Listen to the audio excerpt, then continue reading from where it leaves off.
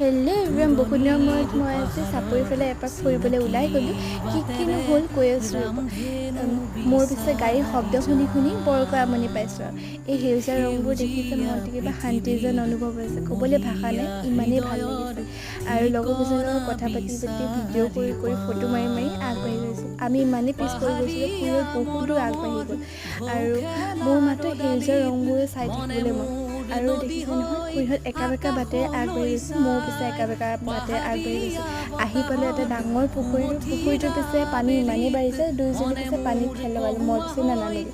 আৰু লগতে চৰাই চিৰিকটিও খেল লগাইছে। কেইখনমান ফটো মাৰিলোঁ।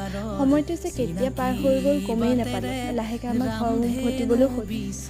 লাহেকৈ খোজকাঢ়ি আহিলোঁ গাড়ীৰ ওচৰলৈকে। ভিডিঅ'টো চাই কেনে পালে জনাব। আৰু আজিলৈ আহোঁ, বাই।